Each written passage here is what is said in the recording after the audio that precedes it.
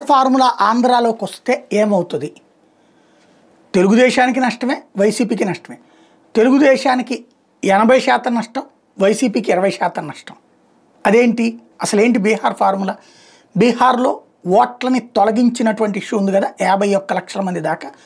దాంట్లో 30 లక్షల మంది బీహార్లో పుట్టి, బీహార్లో పెరిగి, బీహార్లో చదువుకుని, లేదా బీహార్లో ఎదిగి వేరే రాష్ట్రాలకి అంటే ఓటు హక్కు పొందిన వయసు తర్వాతన ఓటు హక్కు పొంది ఆ తర్వాత కూలి పని కోసమా, భవన నిర్మాణ కార్మికుడుగానా, లేకపోతే కనుక వ్యవసాయ కార్మికుడుగానా, ఇట్లా ఏదో ఒక పనుల కోసం, గుమస్తాగిరీలక ఏదో ఒక పనుల కోసం ఇతర రాష్ట్రాలకి వలస వెళ్ళారు.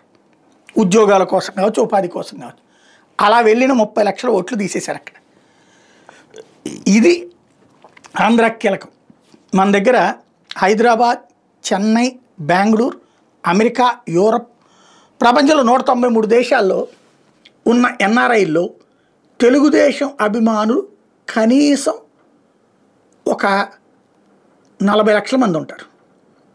40-50 లక్షల మంది తెలుగుదేశం అభిమానులు ఉంటారు.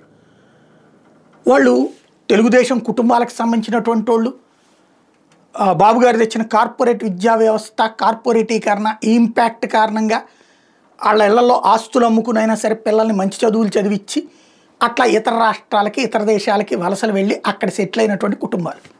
వాళ్ళందరూ మొదటిసారి వెనక్కి వచ్చి ఇక్కడ ఓట్లు వేయడంతో పాటు మిగతా 10 ఓట్లను ఇన్ఫ్లుయెన్స్ చేశారు. వాళ్ళకే ఓటు పోతే అమెరికాలో ఉన్నోడికి ఎక్కడ ఓటు ఎందుకు ఉండాలి? రూల్ ప్రకారం ఉండకూడదు. హైదరాబాద్లో ఉన్నోడికి హైదరాబాద్లోనే ఓటు ఉండాలి. 6 నెలలకు మించి నువ్వు ఎక్కడుంటే అక్కడే ఓటు వేయాలన్నది ఎన్నికల నిబంధన. అది అంతేగాని నేను మా ఊళ్ళో పుట్టాను కాబట్టి మా ఊళ్ళో ఓటేస్తాను, లేకపోతే నాకు కాశీలో ఇష్టం కాబట్టి నాకు కాశీలో ఓటు ఇవ్వండి అంటే కుదరదు. నువ్వు భారతీయుడివే. రూల్ ఏంటంటే 6 నెలల ఎక్కడ ఉంటే అక్కడ. కానీ వీళ్ళు అక్కడ ఓట్లు వినియోగించుకుంటారు, ఇక్కడ ఓట్లు వినియోగించుకుంటారు. తెలంగాణ వదిలిపెట్టి మరి మొన్నటిసారి ఆంధ్రాకి వచ్చి, అంటే మీకు అందుకనే 8 పార్లమెంటు స్థానాలు బీజేపీకి ఎందుకు వచ్చినాయి? తెలుగుదేశం వాళ్ళు ఆంధ్రాకి వచ్చేసారు కాబట్టి. అక్కడ ఉన్నటువంటి తెలంగాణ వాదులు ఎక్కువగా బీజేపీని ఓన్ చేసుకున్నారు, కాంగ్రెస్ని ఓన్ చేసుకున్నారు కాబట్టి. ఆంధ్ర ఓటర్లు ఉండుంటే అక్కడ బీఆర్ఎస్కి పడుండేయం. ఎందుకంటే బీఆర్ఎస్ పట్ల వాళ్ళు పాజిటివ్గా లేదా భయంతోనో ప్రేమతోనో బీఆర్ఎస్కి వాళ్ళు వేయడం వల్ల 2 సార్లు బీఆర్ఎస్ గెలిచింది. అక్కడ నడిచింది. మొన్నటిసారి లేదా ద్వేషంతో వాళ్ళు కూడా అటేసి ఉండొచ్చు కొంతమంది ఉన్నవాళ్ళు. వాళ్ళందరూ ఇటు రావడం వల్లనే తెలుగుదేశానికి అంత ఘన విజయం సాధ్యమైంది, కూటమికి అంత ఘన విజయం సాధ్యమైంది. మనకి రాయలసీమ వాళ్ళలో ఎక్కువ మంది బెంగళూరులో ఉంటారు.